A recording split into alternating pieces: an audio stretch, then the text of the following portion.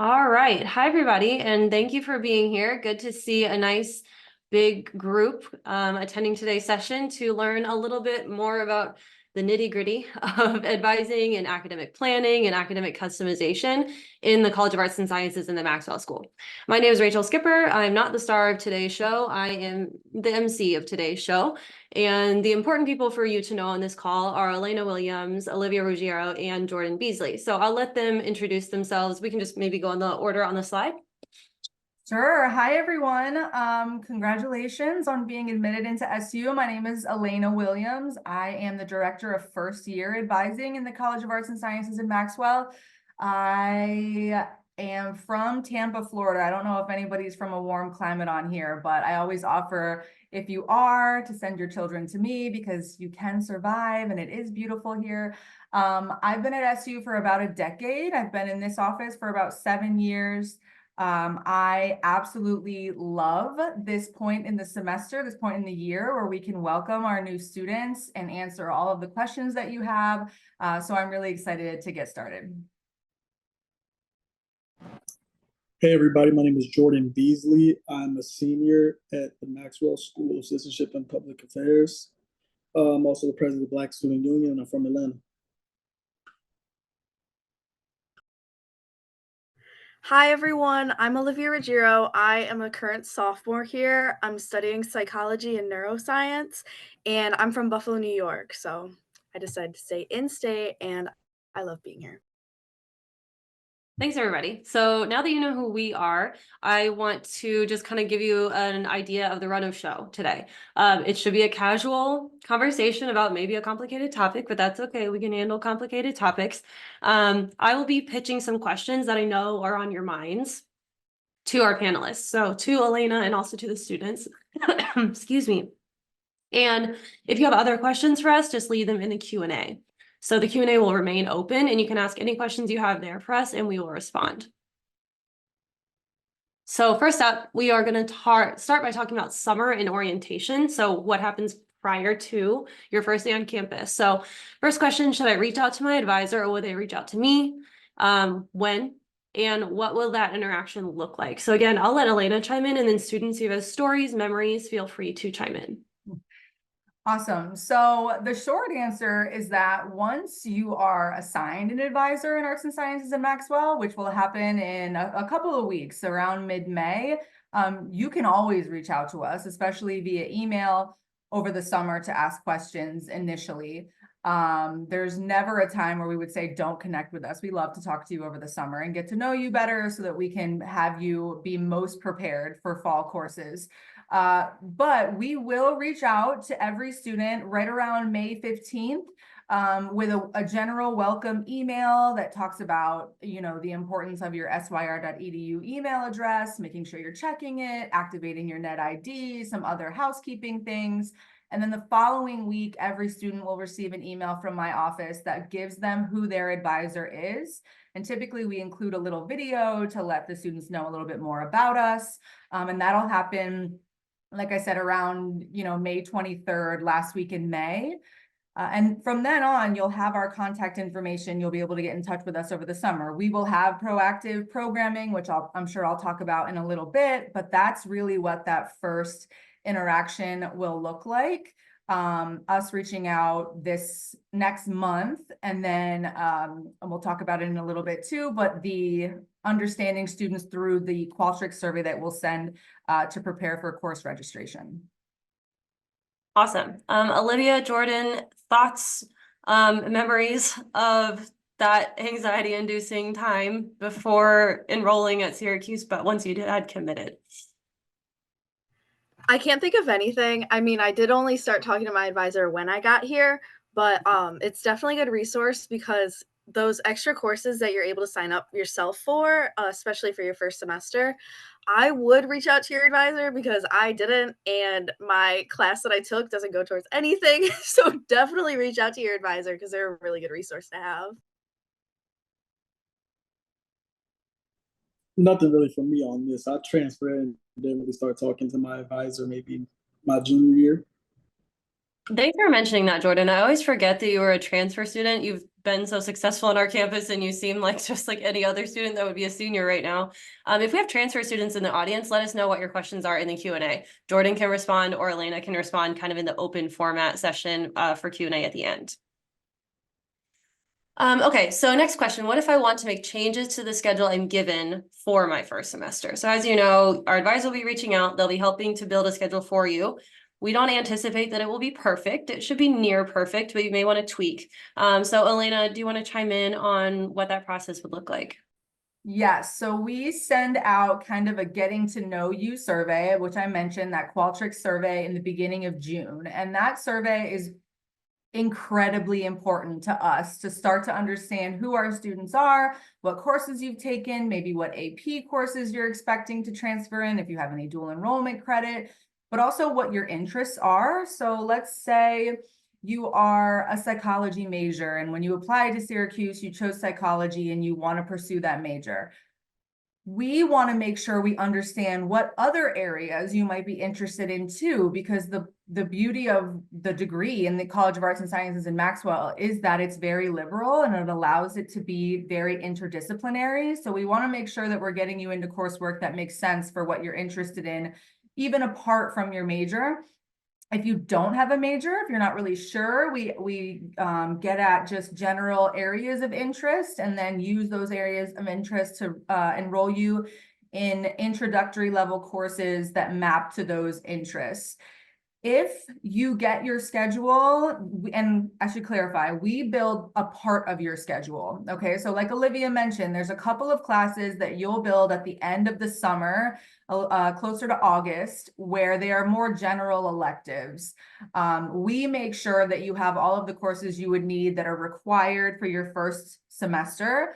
Those general electives are what you're going to register for. So if you want to make changes based on a major change or an interest change, you absolutely can work with us throughout the summer. But really, we would encourage students to use those classes that you found to now be interesting as those elective credits that you will self-enroll for closer to August.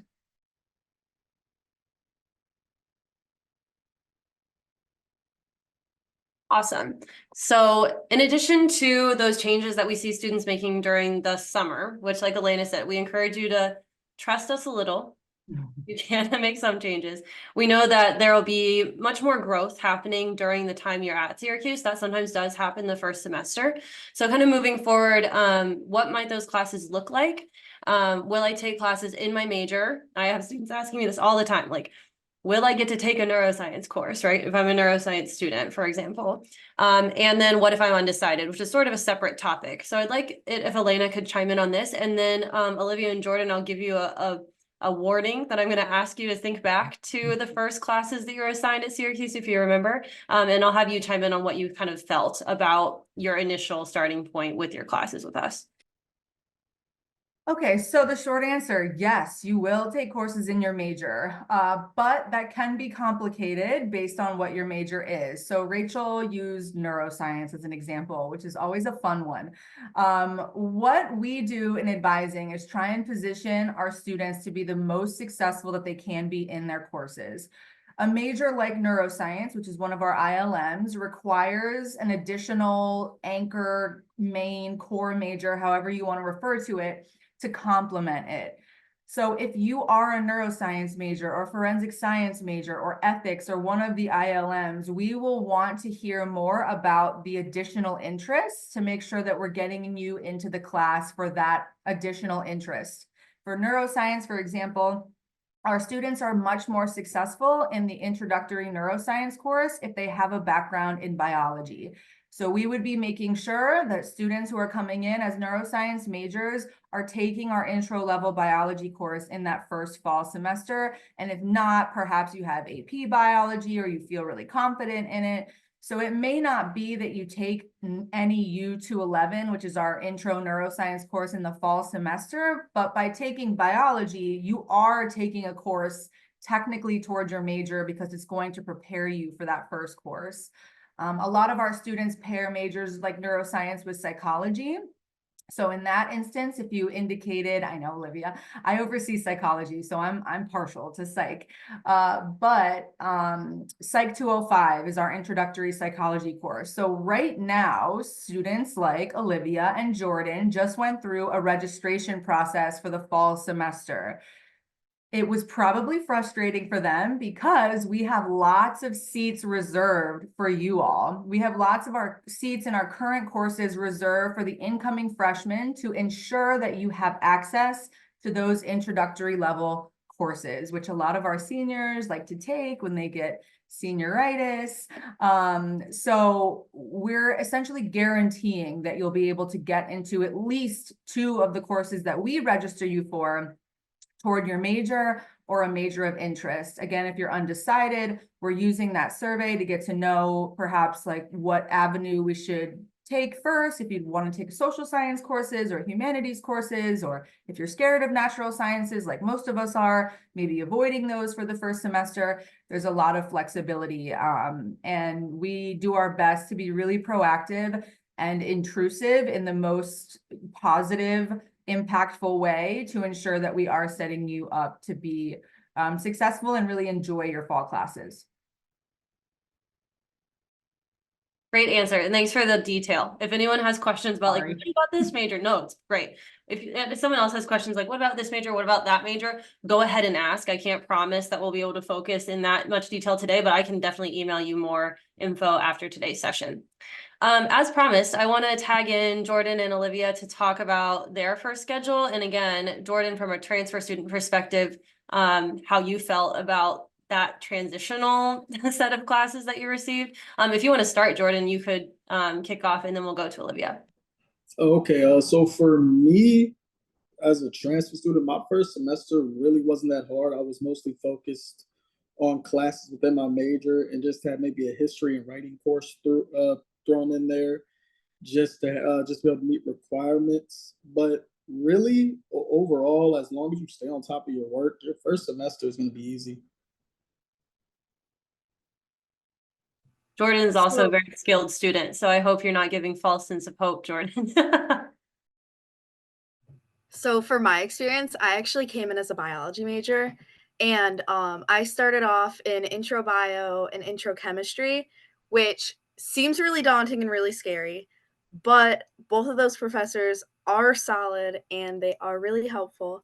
And I had a really good experience with it. And even though I have switched my major since, having both of those intro courses behind my back helped me also start working on my pre-health track, and also prepared me for neuroscience courses because I did end up taking that intro neuro course my second semester.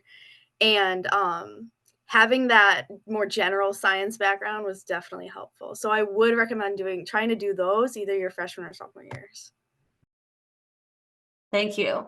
I'll also mention, just as a tag on to the undecided question, if you want to talk about what the experience is like being undecided, Elena and I did a session together previously that I believe I have a recording of, that was an hour just like this, but all about being undecided. Like every time I think we can't get more niche with these sessions, we do. So there is an hour just on that topic if you want to listen in.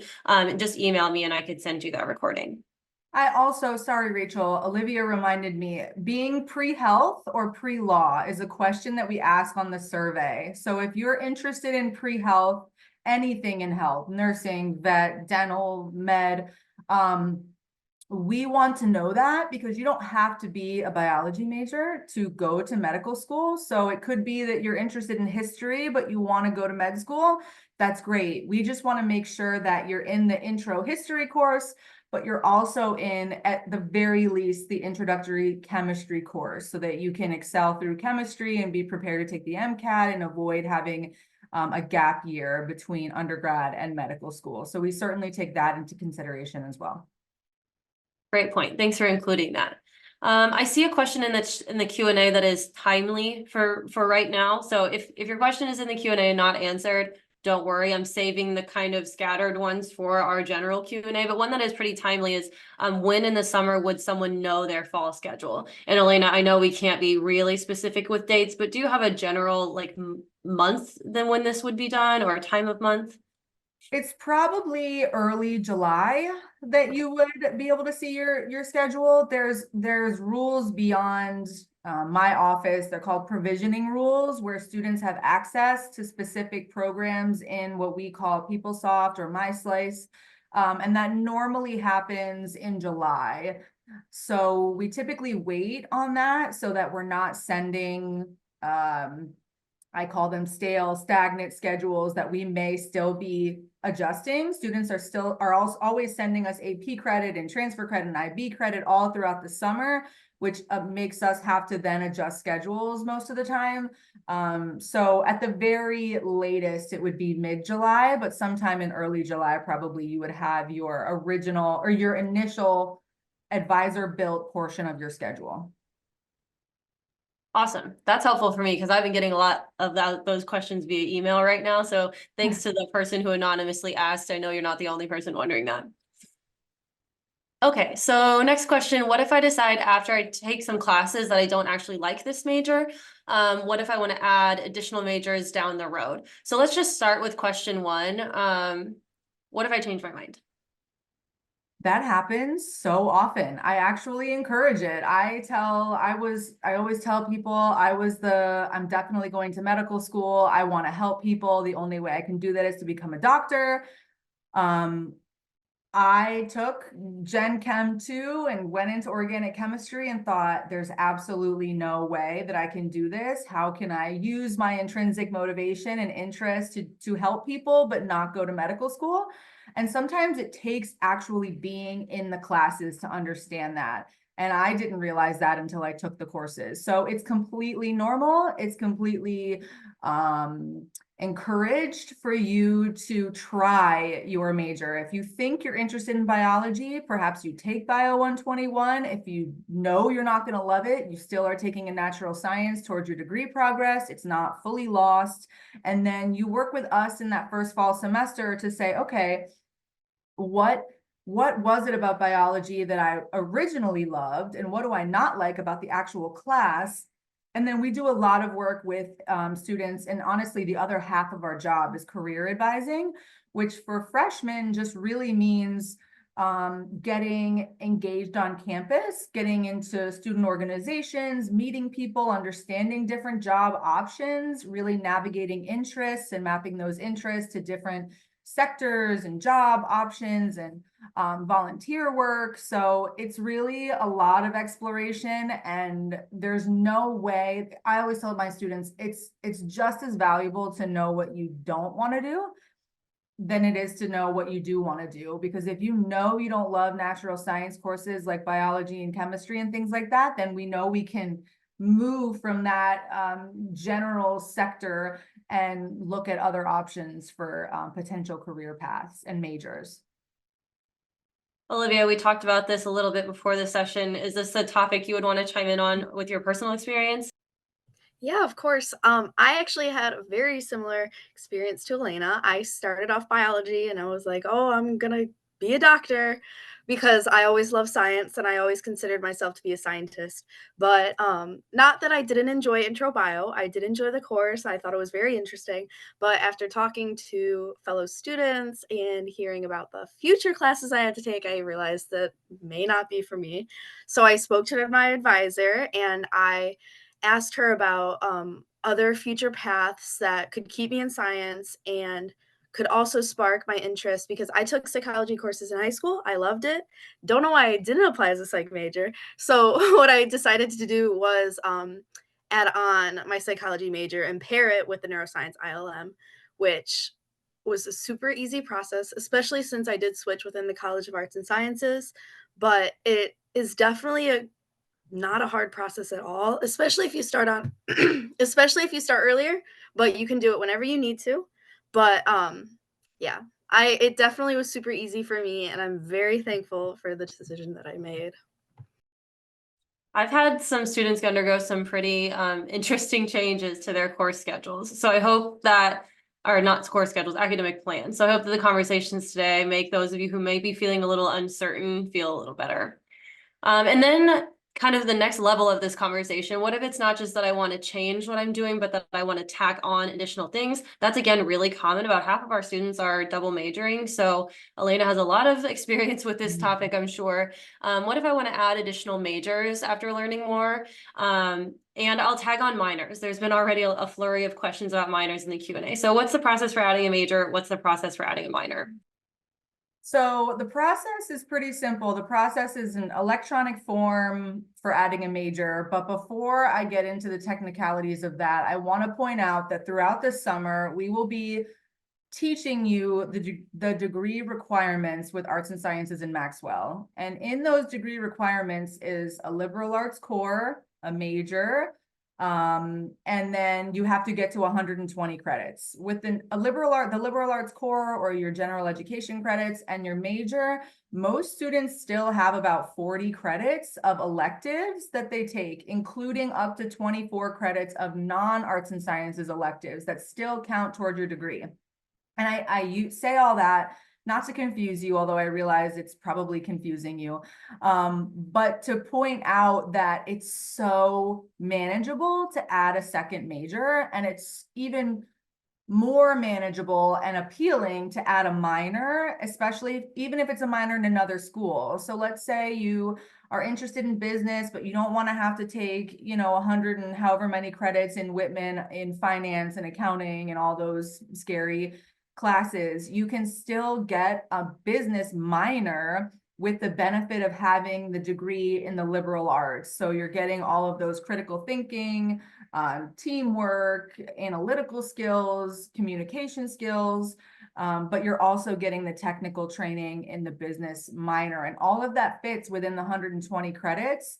Some of the minors on campus require applications. That does include Whitman and Newhouse. So the earlier you tell your advisor about those interests, the better, so we can get you set up to ensure that you are applying in a timely manner to ensure that you're getting accepted. Adding majors and minors within arts and sciences in Maxwell is quite literally a fillable PDF or an electronic form that requires essentially one step from the student perspective, and then everything else is taken care of from the faculty and us as advisors. Go ahead. I was going to say, I could actually chime in on this because I am a double major, but especially with coming in with transfer credits from like local colleges near me and AP credits, it made it a lot easier for me to be able to take on other courses and take care of some of the liberal arts core requirements. So even though I'm a sophomore, currently only a double major, next semester I plan on picking up 2 minors because I have the option of graduating early, but I want to take my time because I still want to be a kid, and I've decided to pick up minors in the fall college. So even though I'm an arts and sciences student, I can still pick up minors through the fall college, and I'm very excited to do so. And it has been super easy. All the advisor in fall have also been really welcoming and helpful. So it's not too hard to do. It's definitely manageable. So Elena, I think I know the answer to this question, but there was a follow-up question about this. As a law, society, and policy major, I know I will have to do this. When do I do that? What's the process? So is there anything different for students with integrated learning majors that you want to mention, or is their process, as I understand it, the same as any other student declaring a second program? Other than that, it's required.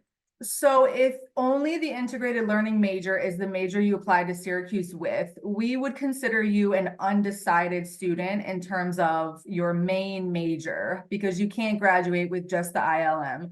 So we would just pay more attention to the questions in that Qualtrics survey that get at your interests, in addition to law, politics, and society, so that we can try and narrow down a path for that main major. But otherwise, everything else is really the same. At any point, either in the summer, in the fall, in the spring, you decide you want to declare that main major, it's the same process, that really simple electronic form online. You technically have until the start of your junior year to declare a major, which is a long ways away. I don't recommend waiting that long. That's why we try and get you into courses of interest as early as possible so that you can decide, yes, this is something I want to pursue, or no. That way we can hopefully get everybody declared, or as many students as we possibly can, by the end of your first year at SU. So just so that you are all aware, if any of you feel really uncertain and end of your first year feels really daunting, technically we can go through the first 2 years, but like Elena said, we will be encouraging you strongly to figure it out and working with you to make that happen, right? We do not want students poking around in their third year, really late in their second year, unsure of what they want to do, nor do you want to be in that position. So we will be working with you to focus on this. And I feel like our harder deadline is end of second year. I get that question a lot, so just want to clarify for you all. Okay, beyond the first semester, moving into, as you're kind of coming into your seniority as a student, maybe as you're getting more comfortable with your decisions. Will I continue working with my advisor every time I want to make a class schedule? And I know the answer is it depends, but Elena, do you want to say it depends in a fancier way? Yeah, kind of, yes. So in your first semester, you'll be making your schedule for your second semester, kind of like how I mentioned, where Olivia has already probably made her schedule for the fall as a continuing student. So what we do in advising is you all are taking what's called FYS 101, a first year seminar class in the fall. It's 1 credit. Every student on campus takes it. And the advising team goes into that classroom for 3 of the weeks of the semester to give you an overview of the registration process, because we will be teaching you how to use the system over the summer, but to really give you a more in-depth explanation. And now that you'd have a little bit more context, having been on campus, we talk a lot about registration for that spring semester to make sure that you're prepared. But you can always work with an advisor to make a schedule. Even if you're, I don't work with seniors, but we have seniors all the time coming in asking for advisors to help them with their schedules. And the need gets different as you get older. We're doing a lot more exploration. What courses, what do you want to try? And then as you grow older and get into your junior and senior year, you're really working on fitting courses into that puzzle. So like Olivia, if she's adding 2 minors, she has 2 majors. We obviously have rules in terms of like triple counting classes and double counting classes. So we encourage you to continue to talk with us so that we can ensure that you're graduating on time or early if you want. So we don't require that you meet with us every single semester to make your schedule, but in that first fall, we kind of ensure that we're getting in front of you via that FYS 101 class. Olivia or Jordan or both, do you want to chime in about what you do? So this is one of those things that really is different across students. Some students like to be really independent and they tell me horror stories about how they're up in the middle of the night on degree works, changing their major hypothetically to something totally unrelated and panicking about how all that would work and stuff. And other students are like, I have never done that. I go to my advisor every single semester. I show up there every few weeks if in a time of stress or in a time of need, and I talk to my advisor all the time. So I don't really do this independently at all. And then a lot in between of those 2 extremes. Do the 2 of you want to talk about just personally for you, what you prefer in terms of advising involvement with making your schedule? Jordan, go ahead and start. Me personally, I made my schedule myself every single time and then just kind of sent it to my advisor to do a little check through. I just like having the ability to choose what classes I'm going to be in and what really interests me. So that's kind of why I chose that route. But I'll tell everybody, do what's best for you. Jordan, could you chime in too about like timing? Are you a morning person, evening person, like logistics of your day? What plays into your course decisions in terms of timing? For me, nothing really played into that. When it came down to timing, it didn't really matter to me if it was morning or evening. If I liked the topic that we would be discussing inside the course, I would take it. But I am just going to have to like give out a little bit of caution for morning classes. If you know you're not a morning person, don't register for morning classes. Awesome. Thank you. I know some students like are early risers and like to continue their high school schedule, getting up really early and getting into class. That is not the norm. A lot of our students do try to avoid those really early morning classes. And like Elena already mentioned, senioritis a little bit. I feel like the start of the day gets later and later as you get more and more advanced in your 4 years. So Olivia, what about you? course scheduling assistance preference, how you schedule, and then what you're taking into consideration as you're making your schedules. Yeah, so when I switched my major, it was around the time of class registration after like during my first semester. So I was already meeting with my advisor, like talking about what I needed to do in order to move into like neuroscience and psych. And that was already super helpful because I was just already with her. So I just asked her about my classes then. And since she gave me a lot of really good guidance, then in the spring, I went back to her and I ended up finding a list of classes and I said, hey, does this look good? Like, does that sound okay? Am I going to be on track? She said, yes, you're good, you're set. And then after your freshman year, you will get a new advisor.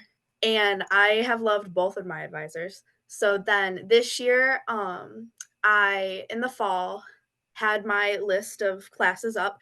And you guys will learn about DegreeWorks too, which is it's a program that we use to look at the list of classes that you need to take, requirements for your major.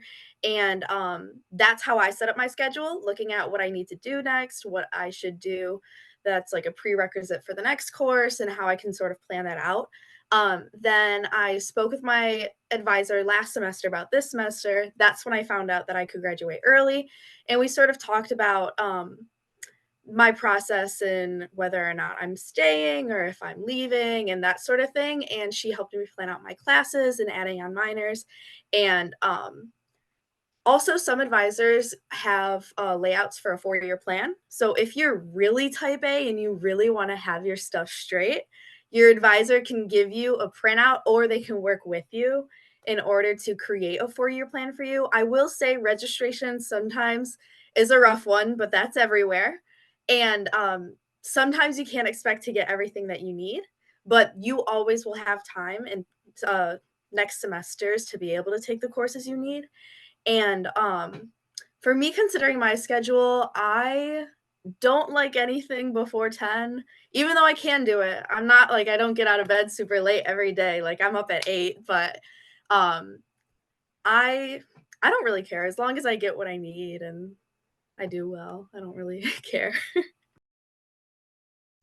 I would add too that part of our role as advisors, and this is more like mom, Elena, I have 3 young kids. They're 3, 6, and 8. So I've never been in you all's shoes, the stress of sending a child to college.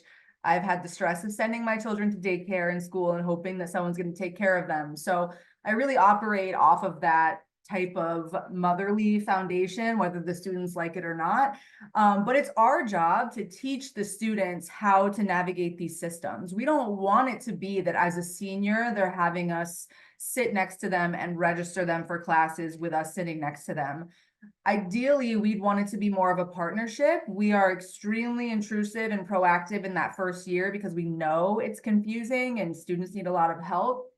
But the goal is, like Jordan and Olivia are saying, that you'll understand your DegreeWorks audit. You'll understand how to navigate MySlice and choose classes, and you can use us as a reassurance for those classes. But you know, our job, it evolves as you get older, and we are talking to you more about building your resume and your cover letter and interview skills and things that'll really benefit you in the long run, way beyond the X's and O's of your degree progress. Great, thank you both. I'm going to tag on another wildcard question, which is an easy one, but is really related again and coming up in the Q&A of like, what does a meeting with your advisor look like?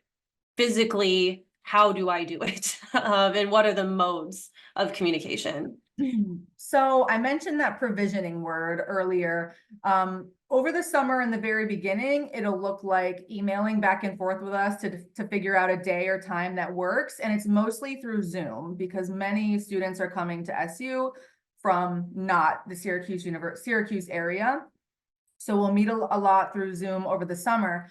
But once you have access to the system called Orange Success, where you actually make appointments with your advisor, essentially you're logging into this platform and you have access to our full schedule. So anywhere you see a plus sign, you can add an appointment and it automatically goes onto my calendar. And you can choose in person or virtual. Some students like the convenience still of, meeting with us in their dorm room and not having to come in person into the office. Some students prefer to be face to face. It might just be dependent. We give you the option. The meetings are 30 minutes long. And every single meeting you have with an advisor, we will have your degree works audit pulled up. So we will be going through kind of what you've taken so far, where you are in your progress, how are your classes going. We're asking, especially in that first year, a lot of open-ended questions to make sure you're okay, how you're adjusting. It's a very different conversation than as you get into junior and senior year. But there's always going to be the opportunity for you to make the appointment with us, 30 minutes in person or virtual. And we let you guide the conversation, and then we kind of give you a little bit of what we know you need, even though you don't necessarily know you need it yet. Great, good advice. Thank you. I wanted to mention while Elena was talking that I dug up a good Instagram post that one of our student ambassadors who works in advising posted yesterday, and I left that in the chat for you. So if you want to follow our student ambassadors on Instagram, I encourage you to do that. But yesterday we had a particularly good post where she literally walks through the advising office and shows you what it looks like and provides some really good tips. She also did an open Q&A. Many of the questions that you're answering right now or asking right now, we were answering yesterday, first Saray while she was logged in, but then also me after she logged out. So check out that post to follow our account and hear from a student who works to help our advisors, which is a cool and niche perspective on these topics. Okay, next up, a point of stress that I hear about a lot. I have a lot of interests. How can I fit them into a 4-year plan? And I always tell our students that our advisors are like Tetris masters when it comes to course scheduling, right? They know which courses would count toward history and toward sociology, right? So take that one because you'll check multiple boxes with the same class.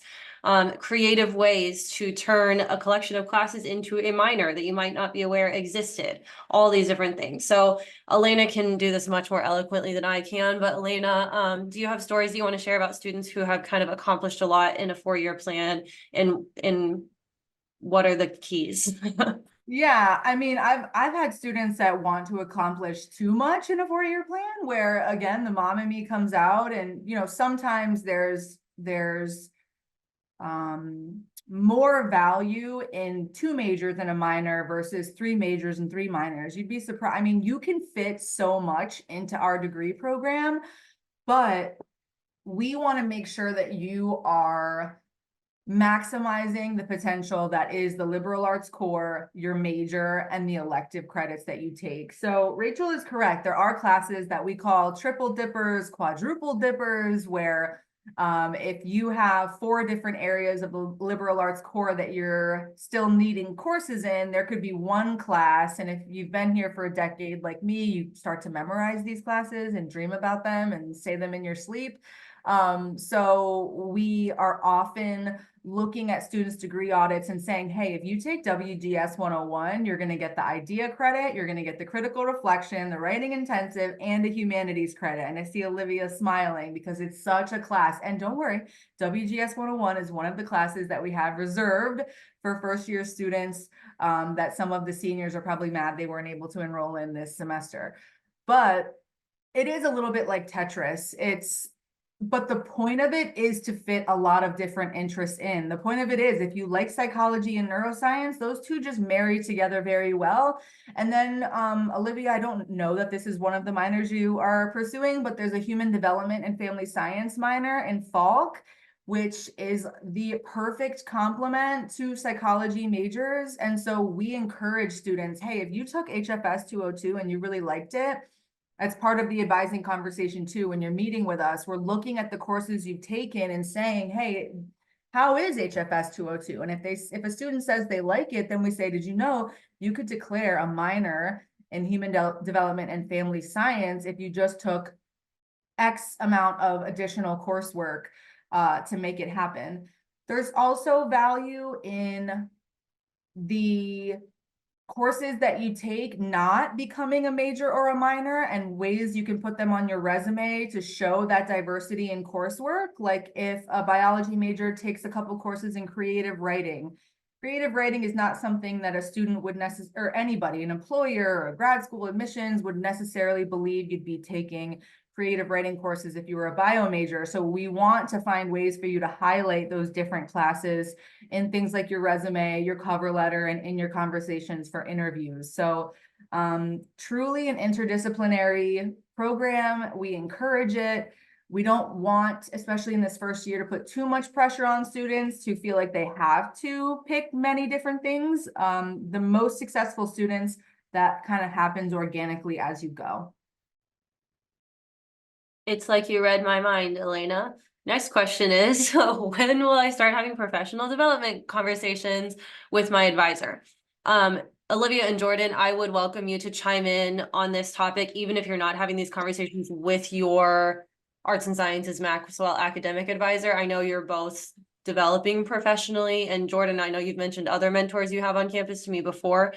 So first, Elena, when does this happen in the structured advising way? And then Olivia and Jordan, you could chime in on how this has happened for you. So like with many things, it really depends on the student. We are prepared on the first year advising team to have these career and professional development conversations from the summer before you get here, but that's not every student. Not every student is ready for that. So that's part of why we like to really get to know students over the summer. We focus more on that career piece in your second semester by way of requiring a resume. So in one of those first year seminar courses that the advisors go into, we work with every student on a resume workshop, and we use this AI tool called VMock at SU. It's free to students, where you can create a mock resume, a shell of a resume, and then you start to work with us.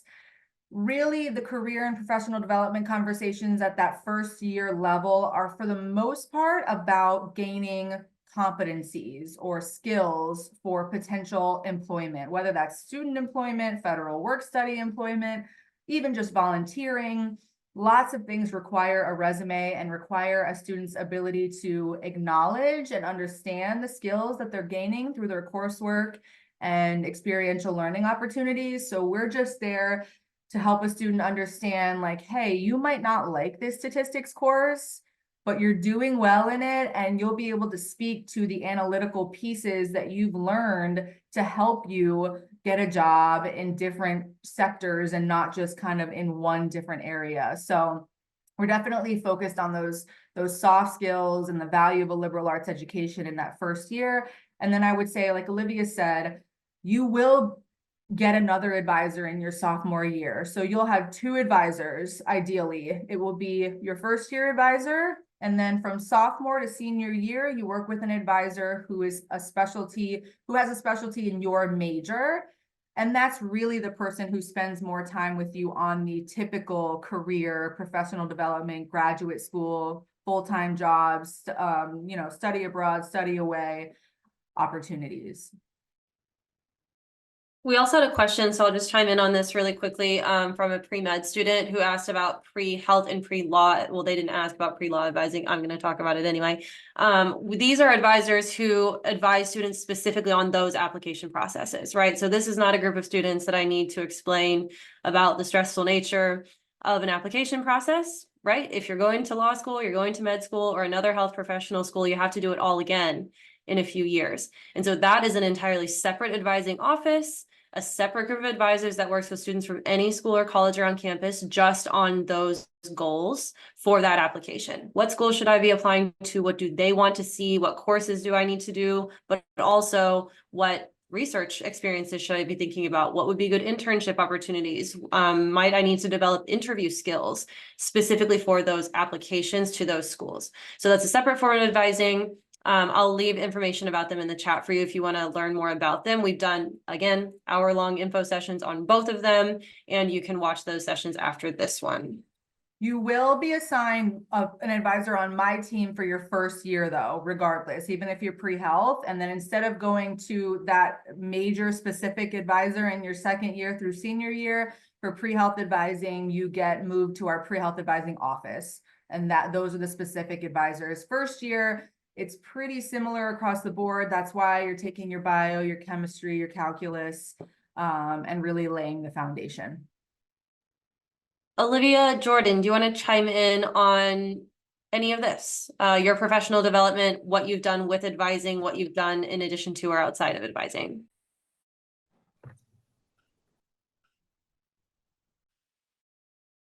I think Okay. Yeah, sorry.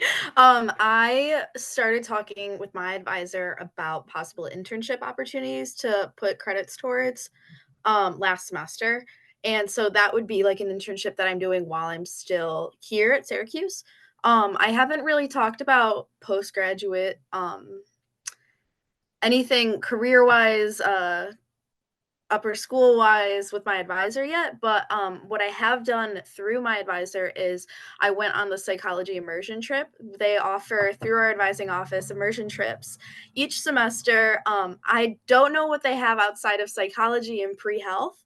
I know they have those two, but and I do know there's more. I can't name specifics, but it was two advisors, I believe. They took a group of psychology students, myself included, and we went out into the Syracuse community and we spoke to a bunch of different organizations, nonprofits, companies, to learn about possible career paths and possible internships that we can do while still in undergrad and possible volunteering opportunities. So that was definitely a really good professional development opportunity that I have been able to do so far. Haven't done too much more, but I definitely really enjoyed that trip. So I guess for me, I kind of did it a little bit differently. I figured it all out myself, just because that's kind of how I operate. And then also I utilized some of the mentors and friends that I met through some of the organizations that I'm in, such as the Black Student Union and Phi Alpha Delta, along with the National DI Collegiate Council. I've just been able to utilize some of the people that I've met along the way throughout my collegiate career to be able to open a lot of doors for me to progress my professional development. I've never had a conversation with my advisor actually about professional development. It's just been that for me. I see that hurts Elena's heart, Jordan. So maybe you should send her an email after today's session and she'll put you with an advisor. Honestly, Jordan, please. Our model of advising has shifted quite a bit in the last couple of years. For our seniors, it might have looked different when you were freshmen, or especially if you're a transfer student. But yes, don't be shy. I am always happy to help. Okay, so at this point in the session, I have reserved 3 questions that I don't know the answers to, which is a unique experience for me, given how much I talk about Syracuse and all things, especially for incoming students. We are also going to do open Q&A at this point. So if you have questions, let us know in the Q&A. You can direct them specifically to Jordan, specifically to Olivia, specifically Elena or me if you want. Otherwise, just let us know what's on your mind. So you all can hopefully see the Q&A, but I'll let you know what questions are here. First, will hybrid or Zoom classes be offered in your first year? And I laugh because the student asked if commuting during snowy weather will be a challenge. Oh my gosh, that's awesome. There will not be hybrid online, like full semester courses. But in the off chance, or if there's a need for classes to be canceled, there are some faculty in the wake of, COVID who are pretty generous about moving coursework online. I will say, and I'm a Floridian, I've been here for a while, but I grew up in the sun. They are extremely diligent about making sure, if they're going to make sure students are coming to campus, the campus is plowed, it is salted, it is safe. It's prepared for you to be here. That's not to say that individual faculty, your teachers won't say, hey, let's meet on Zoom today. I'm in a PhD, and just last week, Bruce Springsteen was on campus, and my teacher emailed all of us and said, hey, don't worry about the traffic for Bruce Springsteen. Let's meet online. So it wouldn't be official, like on system, but there's certainly instances where the mode will change. Great, thanks for that clarification. That's a question, again, I get often, but the answer changes often, especially like as we move kind of through semester to semester. Another question I really have no idea how to answer. If you choose to do summer starts, can summer advising be done in person? Yes, absolutely. We prefer it. For summer start students, you will get a little bit more information from us in the beginning of the summer because we are going to be working with students, especially summer start, if you're HEOP, SSS, any of those specialty populations, we're really going to want to make sure that you're understanding, you know, best ways to navigate campus, what to expect, and the difference between, you know, being here over the summer and being here in the fall. So 100%, we are here over the summer. We all live here. I live a few blocks away from the campus, and we love to meet with students in person if you're here. For those who don't know what summer start is, I left a link in the chat for more information. It's what it sounds like. You start in the summer. IB results come out in July. How do we make a schedule if we do not yet know if we will have credits for specific prerequisites or not? So that's why the schedule question earlier was a little complicated. That's okay. When we send the questionnaire to you, we are asking about potential coursework. So some people don't have AP scores at that point. So if you took IB coursework or AP coursework, we operate off the assumption that you will have the credit for them. So if that means that one of them is a prerequisite, depending on your comfortability or how confident you are in those courses, in those exams, in those grades, will get you into that next level course by overriding that prerequisite under the condition that when those IB diplomas come in, we'll put them on system and you'll be good to go. And if not, we drop you from the class and put you into the prerequisite that perhaps you didn't get the credit for. So it's a labor of love all summer, the external credit process, but we absolutely understand that, you know, the College Board and IB diplomas take a little bit of time. So in the beginning, we're really just asking you to forecast, hey, which AP exams did you take, or which IB classes would you potentially be expecting credit for? Very helpful.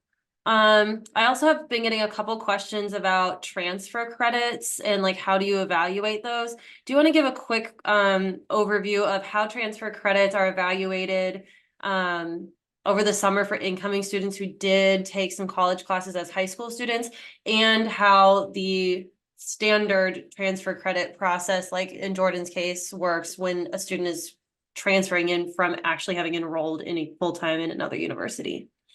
So for a traditional transfer student, we actually have an assistant director of transfer services who works specifically with transfer students in their first semester. They assess the transfer credit, they assess the transcripts from the other institution, and SU brings in what the equivalents are to our coursework. It's slightly different, and I am less familiar with that process because I don't work with transfer students, but in terms of dual enrollment credit, for freshmen coming in, you are essentially sending us, and this is part of what we talked to you about in the very beginning when we outreach to you, you're sending us official transcripts from the colleges that you took the classes at to SU. You have those official transcripts sent to SU. Our assistant director of transfer services looks over the transcript. As long as you got a C or better in the class, we bring in the credit. As long as it's an accredited institution, we bring in the credit as an equivalent, either SU direct equivalent. Let's say you took an introduction to psychology course at Westchester Community College. We would probably bring that in as PSY 205. Then you could take the next level psych course in your first fall semester. Or in some instances, we're bringing in credit as elective credit if there is no direct equivalent at SU. So it's still counting towards your overall 120 credits, but it's not necessarily counting as a specific course. We don't require that you give us a syllabus for the classes that you've taken in high school. It's just the transcript. So we're going off the title, sometimes the course description if we need to look into it, but it's once you get us the transcript, it's pretty seamless on your end. Thank you for that answer. Transfer advising is really niche and specific from one student to the next. So if any of you are bringing in a hefty amount of transfer credit and stressed out about it, or transferring to Syracuse and stressed out about it, let me know. And like Elena said, we have specific advisors who I can either relay your questions to them, or they may be willing to have a brief preliminary conversation with you at this early point. Know that you'll be taken care of, but it's really a student by student thing. So not something we can give a ton of general details or general information about.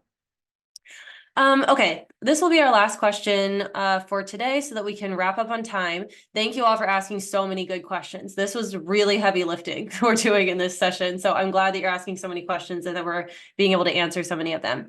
What if I'm really interested in finance and Whitman, but I got admitted arts and sciences? And will I be behind if I switch to Whitman in the future? I will leave a link to the intra-university transfer process in the chat. That means transferring to another school, but within Syracuse. And no, it is not the common application again, so don't worry. It is a application-based process, something your advisor can help you with. You may be a little behind if you wait a long time to make this decision, right? It would not be wise to decide in my junior year, I'm doing this, right? So it's something like Elena has mentioned, you should start early in conversation with your advisor about. But Elena, do you want to chime in any additional details beyond that about intra-university transfer? Yeah, it's different for every single school and college on campus. So for Whitman in this instance, they really want you. It used to be a requirement. I honestly don't know if it still is or if it's just like a strongly recommend that you have to do it at the end of your first year to start in Whitman in your sophomore year to stay on track to graduate on time. There are classes that Whitman requires you take in your first year. 30 credits that you have to earn at SU. So like Rachel said, if you let us know right off the bat, we'll ensure that you're taking the econ class, the math class. I do want to make sure I say, because I spend a lot of time talking to students about IUTing, that we have so much opportunity that if you do not, if you want to go to Whitman, we will help you get to Whitman as much as we possibly can. It's extremely competitive, and again, the mother in me comes out when I see students who potentially don't get in and they have their hearts broken. You can get into finance, you can get into business. One of the other immersion trips that Olivia was mentioning is Stocks in Finance and Winston Fisher seminar, where we're taking students for a week to New York City to go on the floor of the stock exchange, to meet with some really, really, really high profile Fortune 500 business people. I don't know a ton about finance. But there's ways that you can get into that without being a full Whitman student. I think a lot of students underestimate what the Whitman core looks like and how it doesn't necessarily map to what they want to do. But yes, we'll focus on a really strong GPA, specific coursework in that first year, and then making sure you turn in that application to apply to IUT to Whitman on time in the spring semester. And you can apply to multiple different schools on campus at the same time. And then we work with you if we have to pivot, if the decision is not what you wanted it to be, or if it is, we will support you there too. Great. Thank you for that response. I know IUTs are a little bit another one of those kind of complicated topics. So if anyone has outstanding questions, concerns, needs clarification, needs a link to something right to digest all the stuff we've talked about today, please don't hesitate to email me. Again, this is a heavy hitting session, a lot of information in a short amount of time, which can be good, but can be overwhelming. And I'm here to help if it is the latter for you. I will leave in the chat the link that you can follow to join one of our very final remaining sessions for admitted students. We're coming to the end of admitted student season, which is a weird feeling. It's gone by so fast. But for those of you who'd like to join me on Zoom again in the future, you can use the link in the chat to access our last few sessions that we will offer. I want to quickly thank Elena, and Jordan for being here. We know your time is precious and it's a busy time, so thanks for being here. And admitted students, thank you for coming. I know that there are many sessions you could be attending right now on Zoom and on college campuses across the country, and we're flattered and gracious that you spent a full hour with us on Zoom today. So again, thanks everyone for being here. Go Orange, and we'll talk to you again in the future. Just email me if I can be of help. Talk to you next time.